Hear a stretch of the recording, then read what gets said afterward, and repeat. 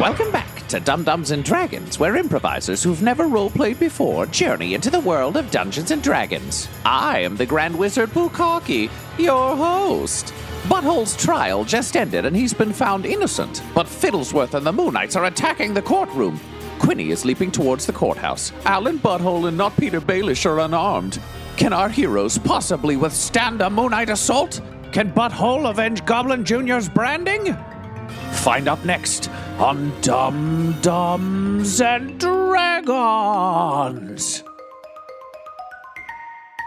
So thunderous applause, everyone's on their feet, except for one figure in the balcony who stands up and says, "Fine, so be it. Blue flame!" And you hear a tremendous fart, and then the fart flies down towards the ground, and suddenly a walking stick spikes the ground, and it turns into fire, and the fire flies up over his head and heads straight for you, Butthole. And I just look at him and go, "Walking stick? You're an embarrassment." All right, roll for initiative, please. 16 for Alan. Do you want me to roll and just insert my initiative into the that would be order rad. Yeah, thanks, whenever man. I arrive? 15 total. 15 total? 19 total. 17 for Quinny. Should he arrive? Yeah, we'll see. Fingers crossed. He's just leaping like Mario, building to building across town. Yeah. Woohoo! Ow, wow, wow, wow. Oh, that's not good. Oh, no. R.I.P. Quinny died on his way back to his home planet. The blue flame flies towards you, Butthole. It's a deck save on that one. Yes, that is correct. Natural 20. Natural 20. Beauty. You see the blue flame coming, but blue flame is your jam, goddammit, so you just breathe it in. That's yours. I fucking love me. Smells off, though. Doesn't smell like Moonhammer. It smells like Blighthammer. Fucking shitty, evil god. Which brings us to not Peter Baelish. Alan has just fainted to your right. As soon as the flame fires over Fiddlesworth's head, suddenly people start to pop up from around the crowd. In the balcony with Fiddlesworth to the west, a guy pulls out a bow. Another fellow in the balcony to the east also pulls out a bow. In the crowd directly behind the defense table is one of the thugs who pulls out 2 swords. And in the southwest corner, sort of near the back, another thug draws 2 swords. You also see in the southeast corner, so back near the entranceway to the court, someone draw a wand who looks to be a wizard of some sort. Ah, I see the wand near the back of the court, and because I'm not Peter Baelish, I don't really care about people, really. So I cast Thunderwave in the direction of where the wand is, because I assume the wall of people caught up in it will maybe kind of hit the guy. That's metal as hell. Let's do it. Fuck. Okay, so the way Thunderwave works is you just cast it, and we need to roll some saves. Okay, so first for the civilian crowd. So not Peter Baelish. You turn around. You take all the rage at your lack of mustache, and you send forth a thunderous wave. The crowd kind of turns as they hear you point and say "Thunderwave," as you just did. Thunderwave. Half of them throw themselves to the ground using the benches for cover. The other half are not as lucky and get caught up in the wave, as does the thug. So a wave of civilians and a thug are thrown sort of across the courtroom against the south wall. The acolyte manages to duck behind the wave of humanity. So here's what I need you to do. Of course he does. Thunderwave does 2d8 damage. So roll 2d8, please. 3 and 3. So if they successfully saved, they take half damage. So even the people who duck take a little bit of damage. You know, as I always say, the needs of the few outweigh the needs of the many. I've always said that. The needs of not Peter Baelish outweigh the needs of everyone else. That's right. So with a sound of shattering limbs and moans. One woman was holding a baby. Who brings a baby to court? There Terrible are parent. half the crowd gets slammed up against that back wall. You don't get the sense that there's a lot of moaning and kind of writhing. You get the sense that they're hurt but not dead, if only barely. People who managed to dodge the wave are like grabbing their ears because their ears are bleeding and kind of like screaming because this is not what they expected when they came to court today. But you do significant damage to the thug and a little bit of damage to the acolyte. Worth it.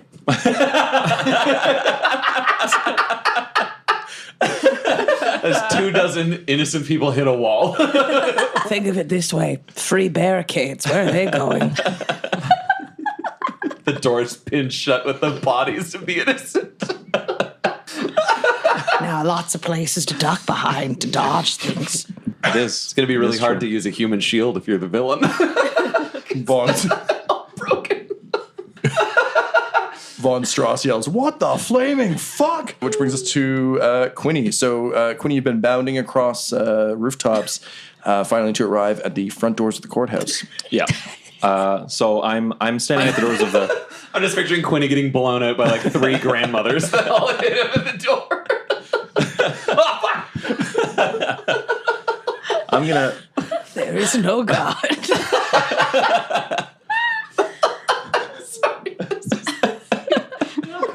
This is the most confusing end to a season of Game of Thrones ever. Okay. I want to bring it down for a second. I'm gonna travel back in time a little bit. Quinny's been standing at this door for like 10 minutes, just looking at the door, because the last time he was in a courthouse, he was sent to jail, and he lived through the worst years of his entire life. He thinks about each and every tattoo he had to get to join every single gang that made him do terrible things to help him stay alive and survive that hell. And the last tattoo he got comes to mind, and it's the letter A plus B plus Q equals heart. And he breathes out, he puts his hand on the door, and 3 grannies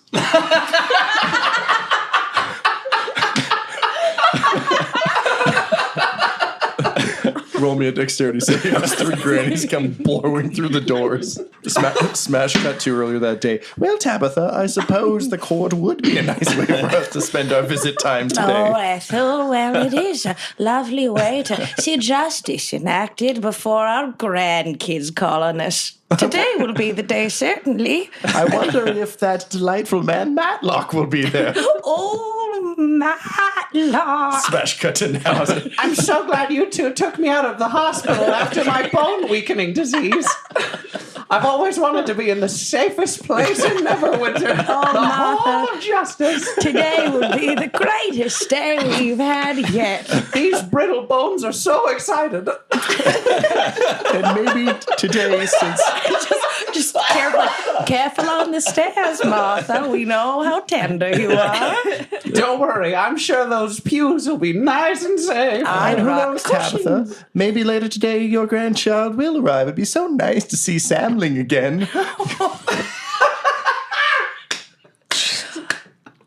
Maybe it's my eyes going, but is that him sitting up there on the chair? He was named after my late husband. And now they're just a hazard for Quinny to dodge. I don't know if he dodges it either. I rolled a 10. Time to pucker up and kiss Granny, sir. Oh, you get boy. you get hit by three grannies and a door. Let's take 3 points of damage, and you're knocked prone. All right. Worth it. All to miss an acolyte. Hey, he took a little bit of damage. That's true. He got hit with one of the arms of the people after they bounced off the wall. So, Alan, you fainted with joy. Yep. At everything that was going on. However, upon hearing the thunder wave, I think you drift back into consciousness. So you're prone, so you can Cool. use your move to stand up and kind of maybe see what's happening. Yeah, so I see that thunder wave, kind of the after effects of that. I imagine that's all I see, and I'm reacting like immediately. So I'm just using my ring, and I just cast Witch Bolt on that acolyte, trying to get him. Cool. I'm going to use my inspiration. Nice. Awesome. Excellent choice. Because we know Witch Bolt's Yeah, success Witch Bolt's in the been dodgy, past. but And that's a 26 total to hit. Yeah, 26 definitely hits. Yeah. So in this round, we're doing 12 points of damage. You melt that acolyte. Yay! Yay! Wizards be squishy, yo. Fucking witch bolt. So I watch that happen. I'm just like, oh, so worth it. So the acolyte stands up and in the back of her mind, she's like, you know, they always taught me that dodging would turn out to be useful, and it turns out it is. I dodged all those peoples, and now it's my turn to... And then just gets electrocuted to death. Horribly. Cool. But good news is you didn't have any friends today, so that's a win. I know. I'm really. I Alan. feel like this is a turn. The acolyte's corpse sits down and looks like Jack Palance at the beginning of Batman after the Joker gets him with the buzzer. Yeah. It's like a smiling black skeleton. Any questions? All right, Butthole, you're up. Having stood in the center of this room in this raised chair and just inhaled this fucking blast from this awful blue flame, I take that power through my body, and you see it light up my eyes like Raiden from Mortal Kombat. And I just reach up and I tear the collar off, hopefully. So you grab it with your hand, you're pulling, and it's bending and it's twisting, and you're pulling with all your might, and then you manage to lock eyes with Von Strauss, and he just mutters, "Go!" and it shatters in your hand. Nice. And then I simultaneously, because I can do up to 3 at once, I use thaumaturgy. So my eyes glow. All the braziers in the room just fall off. Am I right, ladies? No, I mean, just. I was also wondering where you're going with that. From underneath 3 Grammys, you hear, boo. Sorry. From the actual ghost you haunts the courthouse, you hear. No, but all the torches and all the flaming braziers that are lighting the room, braziers, however the fuck you say it, they all burst and the fire goes 3 feet high, and my voice echoes and fills the entire room, and I raise a hand and I point at Fiddlesworth and I say, Fiddlesworth, I challenge you in the court of the gods. We duel for the right to represent Moonhammer, or no, you are craven and your religion is false. You are a false vessel. Soon Moonhammer shall realize that I, Fiddlesworth, or Stankfleur as I shall soon be known, am the better avatar of her will. And he leaps very daintily down into the court and agrees to your challenge. All right, perfect. And then still thaumaturgically looking great, but I'm like, all right, we need to clear some space in the middle of the room. Everybody choose a second, and then we're doing this. Why not just have your friend throw a thunderwave again? I can. I said, do you not want a duel? Because you can admit you're wrong, and I'm better just than you. talking shit. Get over here, motherfucker. We're fucking dancing. I need you to roll me a con save or hold it in your poop. This is getting pretty intense. You haven't pooped in 2 days. 12.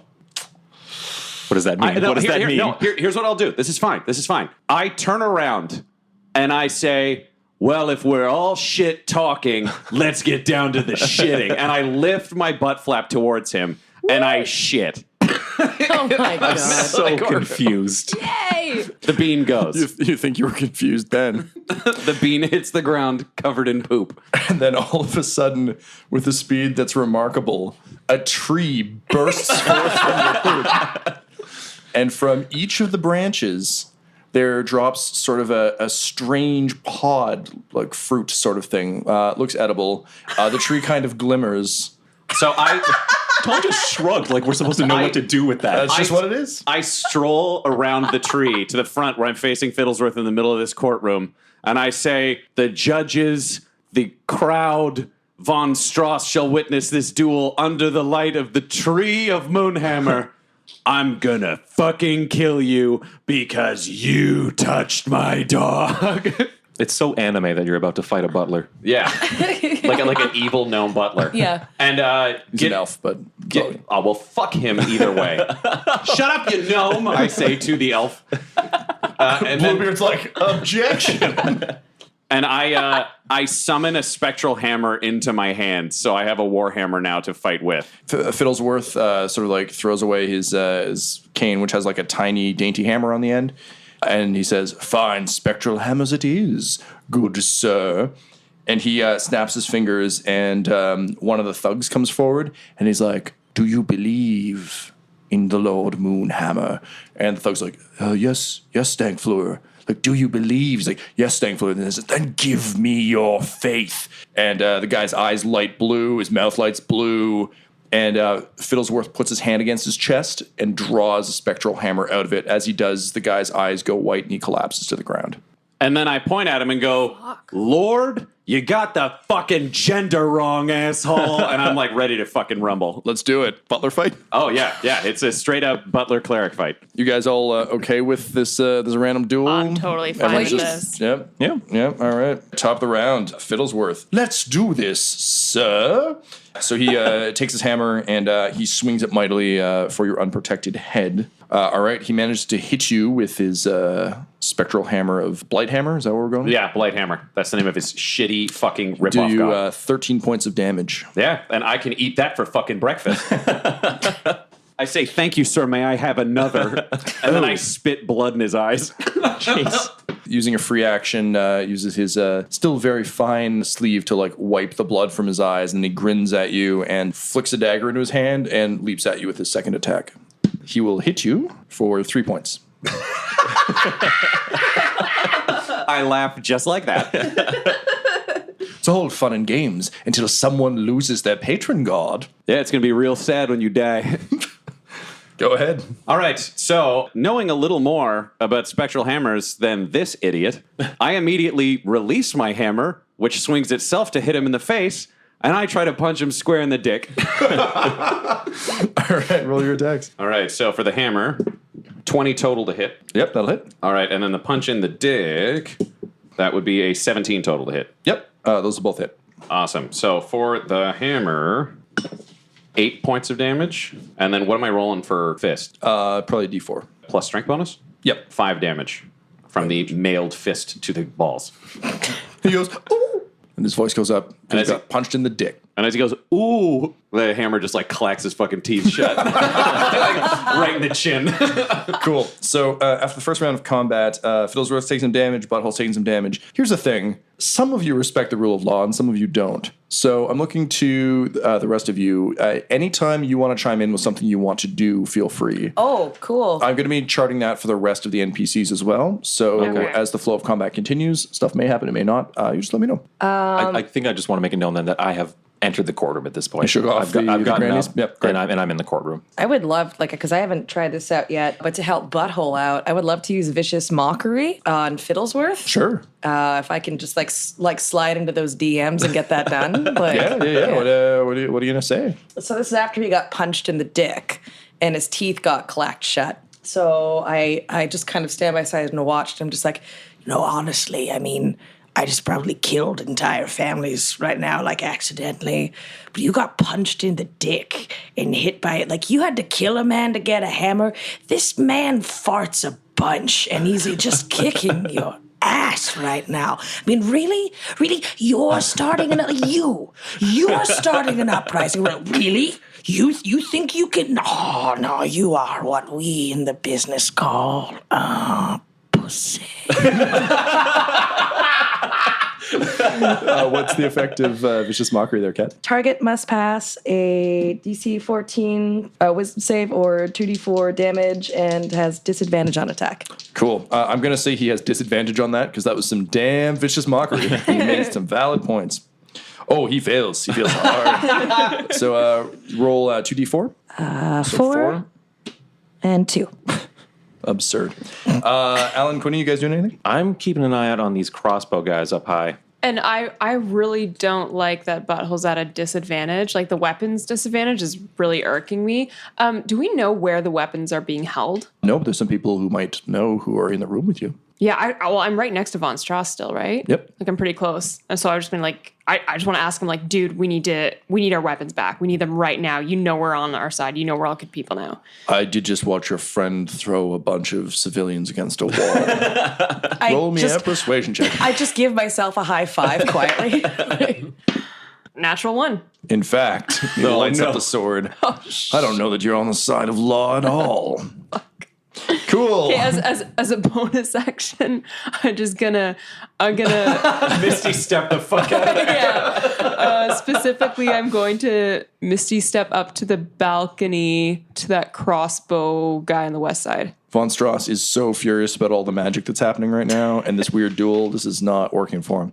But he's also, you can tell he's trying to like kind of stay between everyone and the judges because that's kind of his actual job. Okay, cool. Top of the round. Fiddlesworth just got punched in the dick and Beale made fun of him with a tear rolling down his eye. He looks at you and he says in a slightly squeakier voice than previously, "We believed in you. You were the one who was supposed to lead Moonhammer to the people. You were supposed to be our acolyte, and yet here you are fighting it? Why? We loved you, butthole, but you betrayed us!" And he swings his hammer, but he's at disadvantage, so he misses horribly. And I just look at him and say, Nobody hurts the dog of Moonhammer, you motherfucker. I'm going to keep going with the same thing, only this time we're going to go for like a suitable Moonhammer-based attack, which is the hammer's going to go around and hit him in the ass, but it's going to try to go up, so if it can, it just wants to punch through ass, up through skull. And at the same time, I'm going to try to punch him in the face. So if it's perfectly timed, it'll pop his head off and I'll hit it into the crowd. That's my fantasy in my head. Hammer swing is a 14 to hit. No good. It's this ass thing. It does what it always does, and I love my goddess, so I'm okay with it. It spins around and tries to put the haft in his butt, like the symbol. And I'm always like, "Oh, you!" And I'm like, "Not today." And then I punch him in the face, which is a 13 to hit. So no dice. He throws himself so off balance that I do a perfectly synchronized thing that would kill him where he was. But even I thought he was better than that. And I look down at him and go, "At least I didn't fall off balance." I hate you, sir. I hate you. All right, top of the round. Quinny wants to pick up a pod that fell from the tree. Okay. It vaguely shimmers. It's clearly magical in essence. Beans clearly contain tremendous magical power. It's unlike anything you've ever seen. Are both thugs out of commission on the ground floor? I know one guy had a hammer pulled out of him. The other guy went with a tidal wave of people. The thug who is in the southwest corner sacrificed himself for the hammer. The thug that is currently standing back against the wall in the southeast corner took damage from the thunder wave. I'm going to throw the pod at the last remaining thug. Roll me a dexterity check, please. 16. You throw the pod. He kind of catches you out of the corner of his eye. And it, he's kind of still slack-jawed from getting thunderstruck. Mm-hmm. So his mouth is open. Pod flies into his mouth, and he has to take a Constitution save. He rolled a 1. Ooh. Can I borrow some D6s? How many? All of them. Jesus, okay. So he takes 3, 4, 5, 10, 20, 33 points of damage as his stomach explodes. And then Quinny looks to the camera and says, "That's a spicy meatball."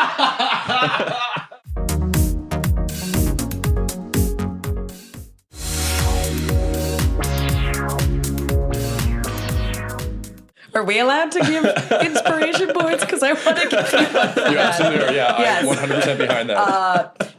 not Peter Bayless, just like hears that and looks at you and just like weeps a single tear as he salutes you as hard as he can. And Butthole, while his last punch misses, swings around after seeing that and gives you like a G.I. Joe thumbs up. Am I getting actual inspiration? Yeah. Cool. I'm always, I should have made this clear earlier, anytime you guys want to give each other inspiration for something that you think is particularly notable, like, go for it. Because friends helping friends. I'll rein it in if it gets too nuts. Like, Quinny opens the door. Inspiration. No. Stop that. I don't know. With getting all those bodies out of the way was hard. All right. Fuck. The crossbowman's a little concerned that a wizard has appeared next to him. So despite the rules of the duel, he's going to try and shoot you in the face. All right. He manages to hit you. You'll take 9 points of damage. Okie dokie. It turns out he was pretty ready to fire that thing off, so when someone appeared next to him, he was quick on the fire. And then using his bonus action, he starts trying to reload. Okay. The court guard hear the shot go off, which is concerning, so the 4 of them turn their crossbows on that guy. 2 of them hit. Justice be served. Say, respect the rules of the duel, as with 2 bolts protruding from his eyes, he falls to his knees. Oh my god. Okay, yeah. Neverwinter wow. really respects Jesus. dueling laws. They listen to Hamilton. They get behind it. So that brings us to Fiddlesworth. Let's go, Diddlesworth. So that's not okay. So he swings his spectral hammer. He will hit, and you will take 9 points of damage. And then he swings wildly with his blade. You can tell he's a little bit outmatched and outclassed here, so he's fighting a little bit more desperately. You can see there's sort of like a light to his eyes, a fire. It seems he's like burning up from inside. He'll hit with a dagger, and will do you 5 points of damage. Who's Diddlesworth now, Mr. Farch? Who's Diddlesworth now? I stare him in the eyes as he says this, and I let my spectral hammer disappear. And I just slap a hand on the symbol of Moonhammer on my chest, and I cast Cure Wounds as a level 2 spell. So I heal myself for 19 health points. But the best part is, as a bonus action, I resummon a spectral hammer, but this time a spell slot higher. So it's even bigger and even meaner. And I just say, Mr. Farch was my father. And then I line it up. So now we're doing like a hit from both sides, my classic thing. I'm going for the punch to the face from the front, and the hammer's swinging around for the back of his head. Because we really like exploding the heads of magic users. Are you able to do 2 actions in one go? Casting the spectral hammer with its attack is a bonus action. Oh, maybe I can't punch, but I can hit him with the hammer. Yep. Okay. Then I'll put it in my hands because that just feels right. You know? Or do it up. 24 to hit. Oh, yes, that hits. And that is 8 damage. Cool. Friends and companions. What are you doing? We still got crossbow guy on the other side. Yep. Quinny's keeping an eye on Von Strauss because he was pretty upset by what he saw happen. You can see Von Strauss is like actively infuriated about everything. Is he taking any kind of action? His job is to guard the judges, so he's not. But you can tell that if they weren't there, he might be swinging. Okay, then I might ready an action then on Von Strauss's movement towards my friends. Okay. And I'm gonna try to blind the crossbow guy across the way. Awesome. So he just has to make a con saving throw. He does not. Okay. Who said that? Who said that? Wait, what? He's blind from your spell. Okay. It succeeded. Sorry. I'm sorry. It's late. It's late. I'm like, what the fuck just happened? Yes, Very you confused. successfully blind him. He's looking very confused. All right. And I mean, everyone seems to have everything pretty well under control, so I'm just rifling through the pockets of all the, civilians. Trying to see if I find anything kind of cool. Quinny is visibly sweating as he watches you like taking all kinds of cool shit from people, and then also like, oh, my friends are in trouble. Like, I need to watch Von Strauss. And I watch you do that, and I'm kind of teasing you, and I'm just like, oh, look at this bracelet. Well, that's going in there. And I look over from where I am and see what Not Peter Baelish is doing, and I'm like, hey, Not Pete, find our weapons. Sorry, what? Do you want? And I hold up like a pearl necklace, and I'm just like, you want? Getting warmer. And I'm like, okay, all right. So I'll keep my eyes out. So top of the round, Fiddlesworth sees you heal yourself, and he's like, my faith has always been greater, Mr. Farch. 2 can play that game. And he presses his the hand with the dagger to his chest. And like you see his eyes briefly glow, but then it kind of sputters out, and they just return to his normal eyes. And he's like, wait, what? And you can see the hammer starting to like fade in his hand. How do you like them apples? I just like those apples about as much as the exploding gentleman did. And he swings the hammer at you. He fails to hit, though, because it is sort of blinking in and out of existence. Perfect. So knowing that I need to take full advantage of Moonhammer's blessings, how are we close to the tree? Here's what I want to do. Right beside the tree. I want to let the spiritual hammer take a swing at him, and I want to grab one of those pods and smash it on his head from the tree. You're going to stand beside a smashed pod? It made the last guy explode, so like if I could smash it on him or throw it on him, that's kind of cool. I'll let you do that. I just don't want you to touchdown spike a pod and then blow yourself up. Honestly, have faith in the goddess, okay? No. Have faith I'm Quinny Brown in the there. goddess. No. All right, so spectral hammer swing. 20 to hit. Yep, that'll hit. And then what do I need for pod throwing? If you're just smashing over his head, I'm going to give him a dexterity save, and I'm going to give you a strength. Like, roll me a strength check. I'll roll a dexterity check, and we'll see which one's higher. That will be a natural 1. So you reach back, you grab the fruit, you ram it forward, you smashed it on his head, and the fruit just bursts. Like, it bursts like a ripe, tasty fruit.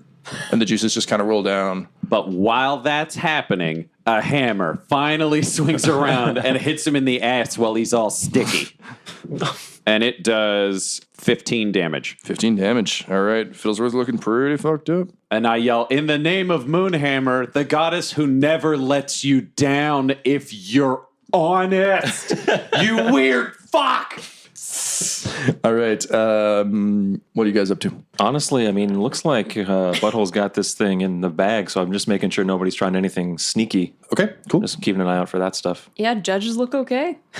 And there's Von nowhere, Strauss is guarding the judges, yeah? there's nowhere I can leave aside from the front doors, like to find where else in the courtroom they'd be keeping our weapons. Or Yeah, there's so out of the front entrance, there's kind of like alcoves to the sides where there'd be like a guard booth where people drop stuff. So okay, yeah. So I just decided to like hop on over into the guard booth because. okay, as you turn to go, Von Strauss says, "Stop! Stop in the name of the law!"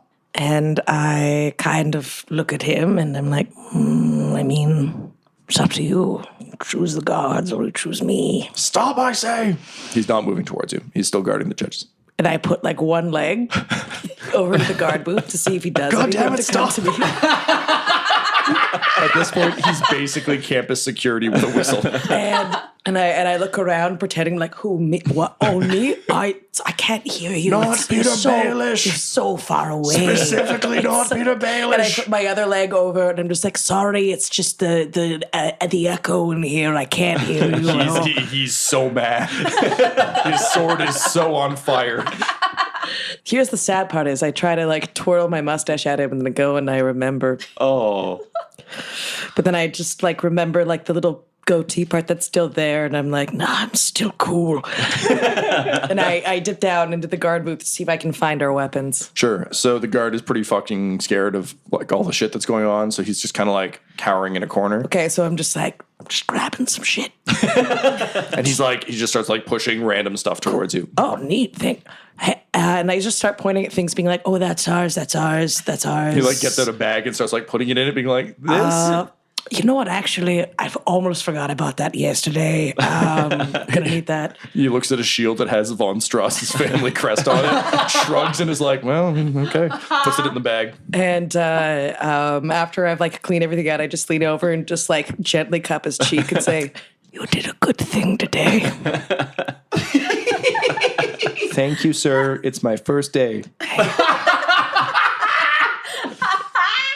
Probably gonna be your last one too. No, it's okay. It's not. Oh, and I look down. I'm like, then I like take his sword. The belt was 3 times too large for him because he's so little. But yeah, you take his sword and his tiny belt. Like I'm just like it's not that I feel bad. It's just that I'm like, oh, buddy, you never had a chance. Cool. Okay, top of the round, Fiddlesworth is barely standing. And he says, no, she picked me, not you, me, Fiddlesworth. And he lets out a tiny dainty fart and then swings his hammer. And he hits, and he'll deal you 7 points of damage. And he kind of like gets like a glint in his eye, like maybe the tides are turning, maybe the goddess will restore his powers. Yeah, maybe Fiddlesworth. Yeah. which we hear from Finney in the corner, like the atheist is like, not you, bud. And then I look at him and I go, I see that look in your eye, and that's hope. But do you know what's behind my eyes? Goblin Jr. And I lean down and Goblin Jr. jumps over my back and tackles Fiddlesworth to the ground. So as Goblin Jr. comes at him, Fiddlesworth like looks up into his eyes. Goblin Jr. like, he's like freshly scarred. He's mad as hell. He's snarfing like crazy. And he says, my God, you are the Wolf of Moonhammer. And then Goblin Jr. just rips his face off. Oh, yay! Yes! So he's still alive. His face is just He off. has no face, but he's alive. So Filsworth is kind of He's like useless to me. screaming. He kind of like falls to his knees. The hammer disappears. So I stand over him and I raise my spectral hammer over my head with both hands and I yell, "This one's for Moonhammer." And then from across the hall, not Peter Baelish throws Moonlight Bringer, and it like arcs through the air. It lands perfectly where the spectral hammer was. Your hammer glows with the strength of both the spectral hammer and the actual hammer. And then the spectral hammer comes down and crushes his skull, and the other hammer's in my head. And then I reach down with my right foot and I cast Revivify, bringing his corpse back to life. And I look him dead in the eye with his skinless face, and I say, "And this one's for me." And I stove in his skull with Moonlight Bringer.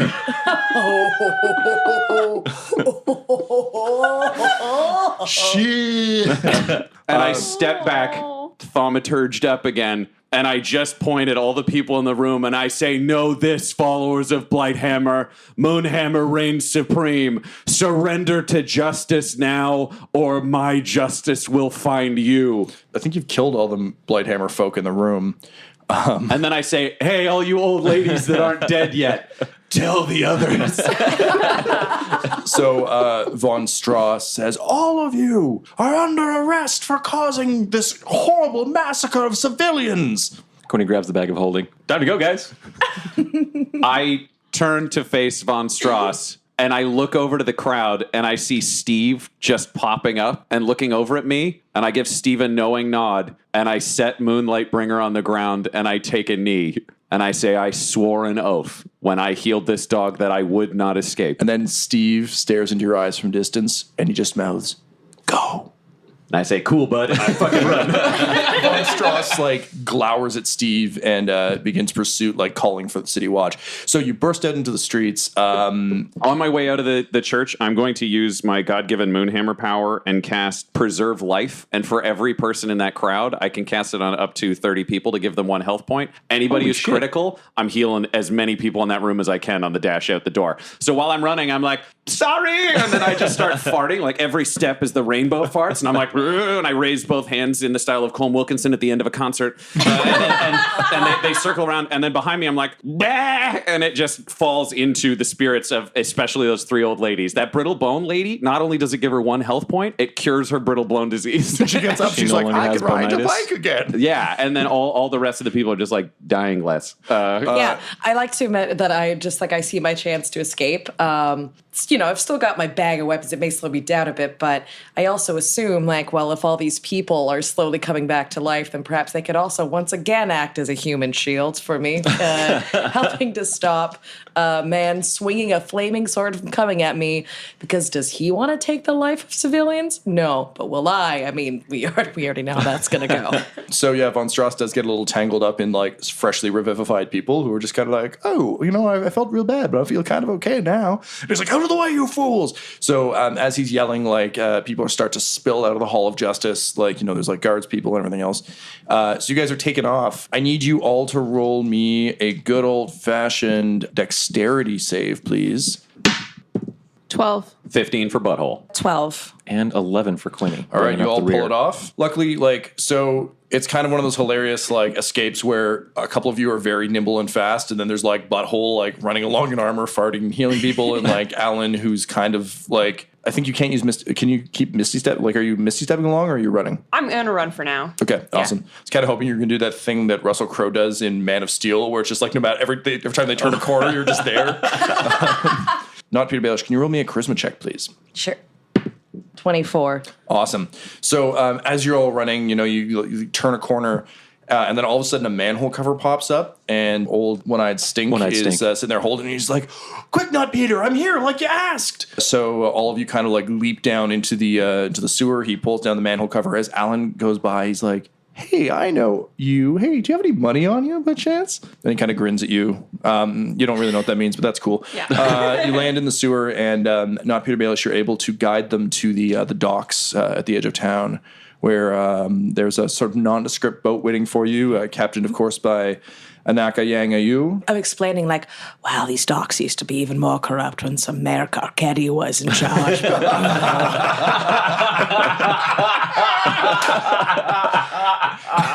Amazing. So you Dwarf Frank Sabatka was never seen again. Gnome's got to have a code. So you get to the you get to the docks, and you all start loading your possessions on. You can still hear the calls for the watch. It seems there's still a tremendous commotion above, but it seems like the time has come to say your goodbyes to not Peter Baelish. I'm going to go last. I want you guys to. I personally want to make sure you two get on the boat. That's Quinny's kind of motivation right now. So he's like urging you guys to say your goodbyes, and he's like pushing you to get on the boat. All right. Not Pete. Great throw with the hammer. Great work in court. I don't know you terribly well, but I definitely owe you a favor. So just know, send me a letter. You can call that shit in. I'll be there for you, buddy. Absolutely. I look forward to once again seeing you and your goddess in town. Yeah, I'm so sorry about those Butler murderers because you're still going to have to deal with that without us. Peace. And then I just take the Goblin Jr. Goblin Jr. like looks at you, like gives a wink. And then he reaches into his backpack because he's got a little like backpack on the side of his armor that he wears. That's so cute. Yeah. And he just takes out like a hand, like he's got like 20 silver pieces in his mouth, and he just like puts it in your palm and nods a thank you and like walks onto the boat with me. Do I have time to like gently ruffle him behind his ears? Oh, Before definitely. This? So I give him a gentle ruffle and say, You are a good boy.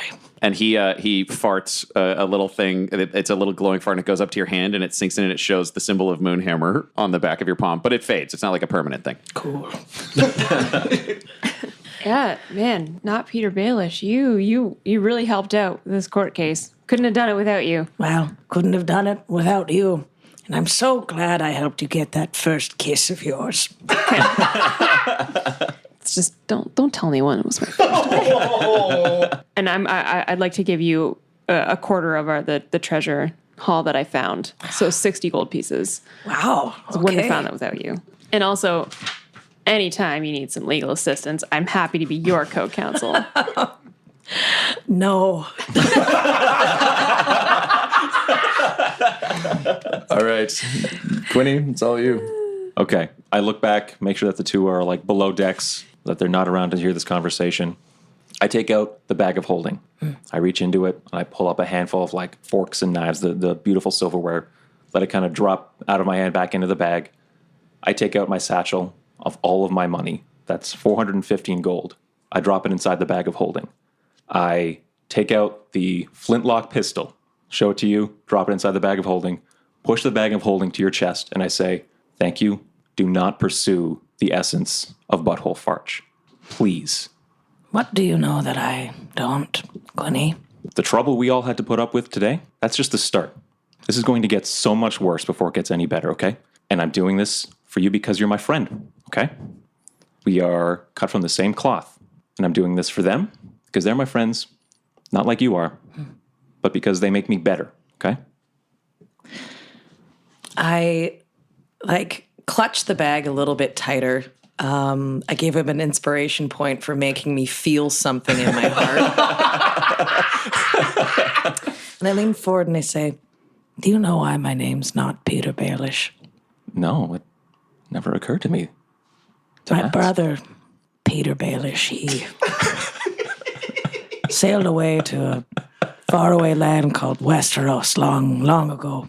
And when I was born, my mother took one look at me in the eye and thought, ugh, you're not Peter Baelish.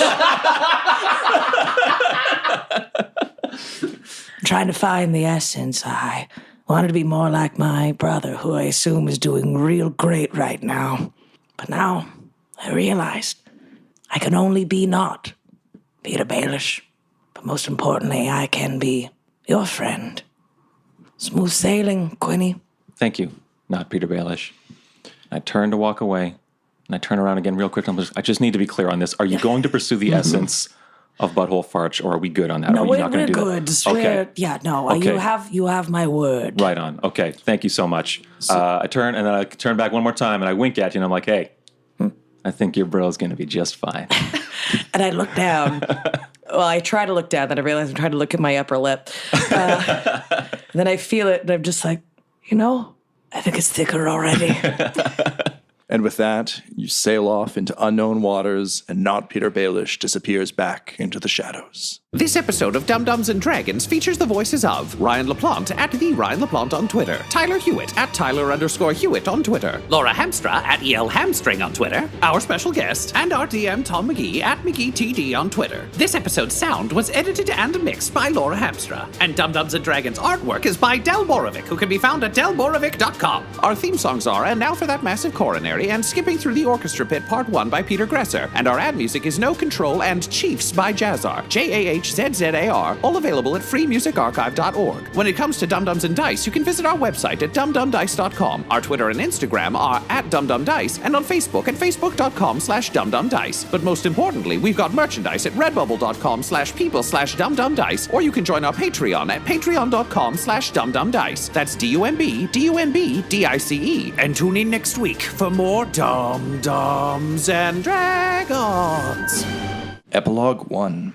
As the party flees from the Hall of Justice, there are two figures lurking on a nearby rooftop, hoping that everything will go to plan. It won't, but they don't know that yet. That was her, right? The one you've had us tracking?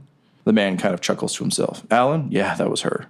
The female figure shoots a glance over her shoulder and at his scarred visage and says, Father, I still fail to see the potential you see in her. He smiles at her. To the guild or personally? Well, both, I suppose, she says.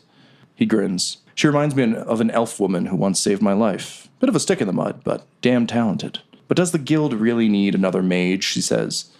No, he says, we don't need another mage. But we might need an Alan. As you say, she says. Now quiet. The guard is changing. Look at all the chaos they've caused. Are you clear on the plan? Yes, of course I am. Oh, you'd better be, if you want to avoid the embarrassment you encountered at this year's thiefies.